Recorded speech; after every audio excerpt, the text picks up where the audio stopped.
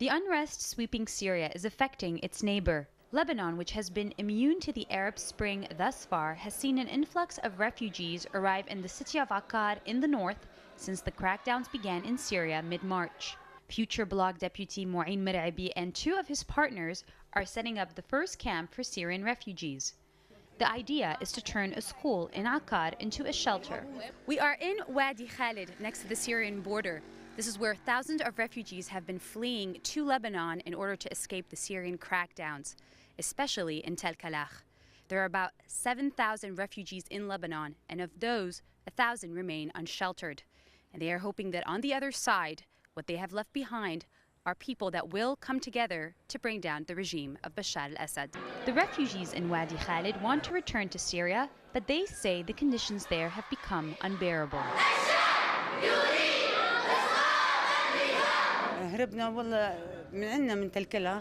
We ran away from Tel Kalach. Some people got into an anti-bullet truck and we were on it.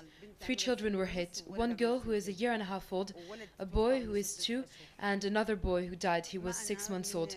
He was hit inside the truck we were in.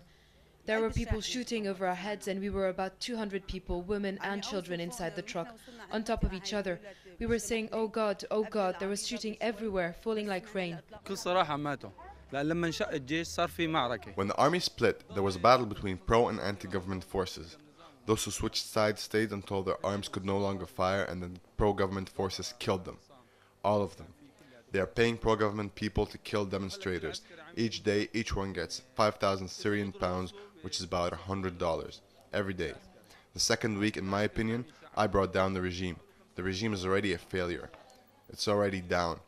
All Syrians see it as a failed regime. One doctor that left Syria was helping wounded men, but they did not make it. 3 martyrs were hit in Daraa. One was named Ahmad Hariri. He was shot in the chest and the bullet came out from his back. The second one has hit in the head, and the third, Ammar Taha, was hit in the eye.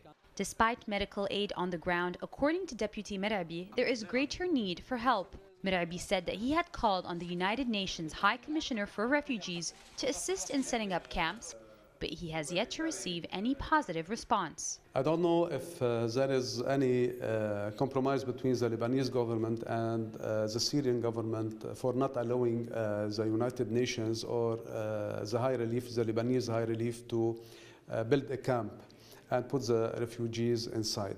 Maybe the Syrians are putting some pressure on the UN and the High Relief about that. We expect from the High Relief and the United Nations to explain why they didn't do so for opening a camp for the refugees.